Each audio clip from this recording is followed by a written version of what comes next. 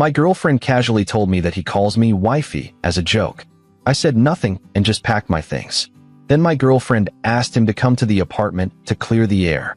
But when he arrived, the scene there was shocking. I'm 28, been with Lily for 3 years, and until last Tuesday, I thought we had something solid. We weren't perfect, but we laughed at the same stupid videos, finished each other's takeout orders, and had this comfortable rhythm that felt like home. Then she destroyed it with 7 words while scrolling through her phone on our couch. "Oh, Brandon calls me wifey now." She said it like she was commenting on the weather. Didn't even look up from her screen. Just this casual little mention dropped into our evening like it was nothing. Brandon was her co-worker, the guy she'd been partnered with on some big project for the past 2 months. I'd heard his name maybe 50 times in the last 8 weeks. Always, Brandon thinks this is hilarious. Or, Brandon showed me this restaurant we should try. Or, Brandon and I stayed late to finish the presentation. I'd been patient about it. Supportive, even. She was excited about her work, and I wasn't going to be that insecure boyfriend who got weird about her having male friends. But, wifey, was a line I didn't know existed until it got crossed. "What did you just say?" I asked, muting the TV. She glanced up, that innocent face that used to make me melt. "Oh, Brandon? Yeah, he's been calling me wifey for like 2 weeks now. It's just a joke thing we have at work. You know how office humor is." The way she said it, so light, so dismissive, made something crack inside my chest. 2 weeks. He'd been calling her that for 2 weeks, and she was just now mentioning it. How many times had he said it? How many times had she smiled and let it happen? I didn't respond. I just stood up, walked to our bedroom, and pulled my duffel bag from the closet. My hands were steady as I started folding shirts. I wasn't angry in the explosive way. I was angry in the cold, clear way that tells you something fundamental just broke. "What are you doing?" Lily appeared in the doorway, phone still in her hand. "Packing." "Packing? Are you serious right now?" Her voice pitched up, confused rather than apologetic. "It's literally just a joke. You're being ridiculous." I moved to the dresser, grabbed socks, underwear, the watch my dad gave me that I kept in the top drawer. She kept talking, her words blending into this noise I couldn't fully process. Something about me overreacting, about how Brandon was harmless, about how I was making her feel crazy for having friends. "Say something," she demanded, stepping closer. "You can't just shut down like this." I zipped the bag, grabbed my keys from the dresser, and finally looked at her. "There's nothing to say. You let another man call you wifey and thought it was cute enough to tell me about. That tells me everything I need to know." Her face went pale. "That's not fair. You're twisting this into something it's not." "Am I?" I picked up my laptop bag from the chair. "If I told you some woman at work started calling me hubby as a joke, would you be okay with that?" She faltered. "That's different." "How?" Because you're acting like I cheated or something. I didn't do anything wrong. You disrespected our relationship," I said quietly. "And you don't even see it." I walked past her. She grabbed my arm, and I stopped, but didn't turn around. "Where are you going?" "My brother's place." "For how long?" "I don't know." Her grip tightened. "So you're just leaving? You're not even going to talk to me about this?" I pulled my arm free gently. "What's there to talk about, Lily? You want me to explain why I'm uncomfortable with another man calling you wifey? You want me to convince you that it's inappropriate? If you don't already understand that, then we have a bigger problem." I left. Didn't slam the door. Just closed it quietly behind me and drove across town to Nathan's apartment, where he took one look at my face and wordlessly pointed to his guest room. I dropped my bag, sat on the edge of the bed, and stared at the wall for 20 minutes before my phone started buzzing. For 3 days, my phone exploded. Texts from Lily ranging from defensive to apologetic to angry to desperate. I ignored most of them. Nathan suggested I block her temporarily, but I wanted to see if she'd actually understand what she'd done wrong. The first night, she sent, "You're being childish. Come home so we can talk about this like adults." The second day, "I'm sorry I didn't consider your feelings. I didn't think it was a big deal. Please call me." The third day, "You can't just abandon me over something this stupid. I miss you. I need you here." Never once did she actually grasp the core issue. It wasn't about jealousy. It was about respect. About boundaries. About the fact that she'd been so comfortable in whatever dynamic she had with Brandon that wifey felt natural enough to mention to me without a second thought. Nathan's girlfriend, Jess, came over on Friday night. She'd heard the whole story from Nathan and had opinions. Jess always had opinions. She's gaslighting you, Jess said, pointing a chip at me for emphasis. Making you feel like you're overreacting when she's the one who crossed the line. Classic manipulation. I don't think she's doing it on purpose, I said. That almost makes it worse, Jess countered. If she genuinely doesn't see the problem, then she's not mature enough to be in a serious relationship. Nathan grabbed another beer from the fridge. What are you going to do? I don't know yet. Part of me wants to talk to her. Part of me thinks there's nothing left to say. On Saturday morning, I woke up to a text that made my stomach drop.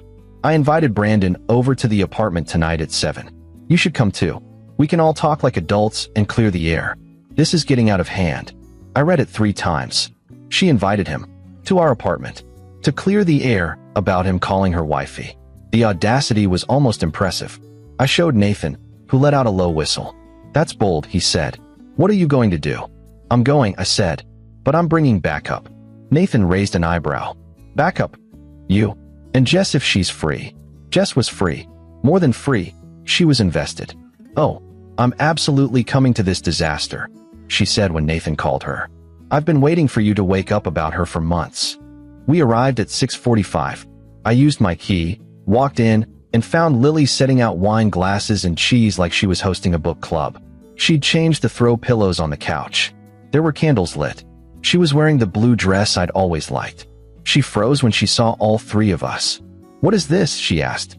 You wanted to talk like adults, I said. These are my adults. Her face flushed. I meant just the 3 of us. This is ambushing me. Funny, Jess said, settling onto the couch like she owned it. Because inviting your boyfriend and the coworker who calls you wifey to have a mediation session feels like an ambush to me. Lily's mouth opened and closed. She looked at me, betrayal in her eyes. You told them? Of course I told them. You think I was going to keep this to myself? It's private. Between us. It stopped being private when you invited Brandon into it, Nathan said evenly. Before she could respond, there was a knock on the door. She practically ran to answer it. Brandon walked in, and I finally put a face to the name I'd been hearing for months. He was tall, probably 6'2", with styled hair and the kind of confident smile that suggested he'd never been told no in his life. Designer jeans, expensive watch, cologne I could smell from across the room. He also walked in like he'd been here before, which made my jaw tight. His eyes scanned the room, landing on me, then Nathan, then Jess. The confidence dimmed. Hey, he said. I thought this was just going to be a private conversation. I finished. Yeah, Lily has a habit of setting expectations that don't match reality. Brandon looked at Lily. She looked trapped, standing between us like she couldn't decide which side to move toward. Nathan was filming on his phone. I'd asked him to document everything, just in case things got twisted later. Brandon noticed. Why is he recording? Insurance, I said flatly. So, Brandon, wifey, want to explain that to everyone. He shifted his weight, glancing at Lily like she might rescue him. She didn't. Look, man, it's not what you think. It's just an inside joke. We were working late one night, ordered food to the office, and I jokingly said she was acting like my work wife. It spiraled from there. It doesn't mean anything. Spiraled how? Jess asked, leaning forward. Brandon hesitated. Lily jumped in. It's just funny. He says it. I roll my eyes. Everyone laughs. That's it. Does everyone at work know he calls you this? Nathan asked. Silence. Long, damning silence. I watched Lily's face, saw the moment she realized she'd been caught in something she couldn't minimize. They do, I said, realization hitting. Your whole office knows. Which means you've been letting him call you that publicly. In front of coworkers. In meetings. Lily's eyes welled up. You're twisting this into something it's not. Then untwist it, I said. Explain to me how your boyfriend, who you live with, who you've been with for 3 years, should feel hearing that another man calls you wifey and you're fine with it. Brandon cleared his throat. Maybe I should go. No, I said sharply. You wanted to clear the air? Let's clear it. Do you have feelings for her? His face said everything before his mouth did. The hesitation, the glance at Lily, the way his shoulders tensed. The room felt smaller suddenly, the air thicker. Look, she's great. We work well together. But I respect that she's with you. That's not an answer, Jess said coldly. Brandon ran a hand through his hair. Yes. Okay. Yes. I think she's amazing. She's smart and funny, and we have this connection.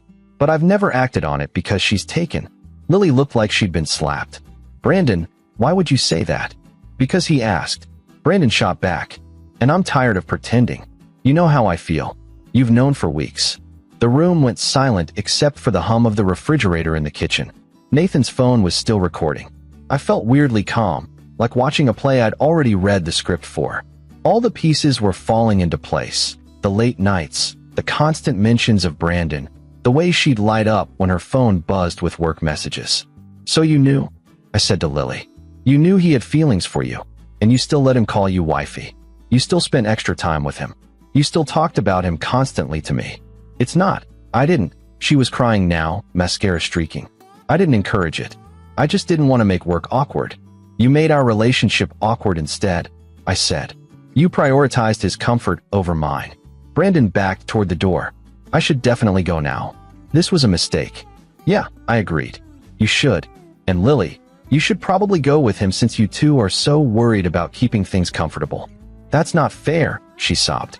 What's not fair, Jess interjected, standing up, is that you've been emotionally cheating for 2 months and gaslighting your boyfriend about it. That man just admitted he has feelings for you that you've been aware of, and you still thought it was appropriate to tell your boyfriend. He calls you wifey like it's cute. You're either incredibly stupid or incredibly cruel, and I'm not sure which is worse. Lily turned on her. You don't get to judge me. You don't know what it's like. What's like? I asked. What's it like, Lily? Enlighten us. She wiped her face, voice breaking. He makes me feel special. Like I'm interesting and funny and worth paying attention to. You've been so distant lately, so wrapped up in your own stuff, and Brandon actually listens when I talk. He remembers little things. He asks about my day and actually cares about the answer. There it was. The truth underneath everything. I'd been working long hours on a project for the past month. I'd been tired, distracted. And instead of talking to me about feeling neglected, she'd found someone else to fill that gap. So instead of telling me you felt ignored, I said slowly, you started an emotional affair. It's not an affair. It is, Nathan said from the couch. That's literally what an emotional affair is. Emotional intimacy with someone outside your relationship. I never kissed him. I never did anything physical. That's not the bar, I said. You know that's not the bar. Brandon had made it to the door. Lily, I'm sorry.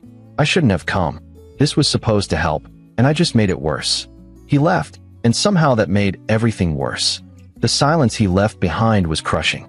I picked up my duffel bag, which I'd left by the door when we came in. I'm getting the rest of my stuff next week. You can keep the apartment. Lease is in your name anyway. Please don't go, Lily whispered, reaching for me. We can fix this. I'll set boundaries. I'll request a different project partner. I'll do whatever you want. Please. I looked at her, really looked at her, and felt nothing but exhaustion. You had boundaries. They're called being in a relationship. You let someone cross them because it felt good, and you didn't care enough about me to stop it. I don't want to fix that. I want to be with someone who wouldn't need to. I love you, she said desperately. Maybe you do, but not enough. Jess grabbed her purse. Nathan stopped recording. We left together, Lily's sobs following us into the hallway. In the elevator, nobody spoke. When we got to Nathan's car, Jess turned to me. You did the right thing. Doesn't feel like it yet. It will, she said. Give it time. 3 weeks later, I signed a lease on my own place, a 1-bedroom downtown with exposed brick and tall windows. Nathan helped me move, and Jess brought pizza and beer. I heard through mutual friends that Lily and Brandon tried dating briefly after our breakup, but it imploded after 2 weeks. Apparently, workplace romance wasn't as fun when it wasn't forbidden. The reality of their connection couldn't survive outside the bubble of stolen moments and inappropriate boundaries. I blocked her number after she sent a drunk text at 2 in the morning calling me the love of her life and begging for another chance. Maybe I was, but I wasn't going to be the backup option while she figured that out. I'm doing okay now. Better than okay, actually. I've been going to the gym with Nathan 5 days a week, picked up cooking as a hobby, and started saying yes to dates when friends try to set me up. Last weekend, I met someone named Adrian at a coffee shop near my new apartment. We talked for 2 hours about nothing important, books we'd read, places we wanted to travel, the best pizza in the city. When she left, she didn't mention any other men calling her pet names. She just asked if I wanted to get dinner sometime. I said yes. It felt like a decent place to start.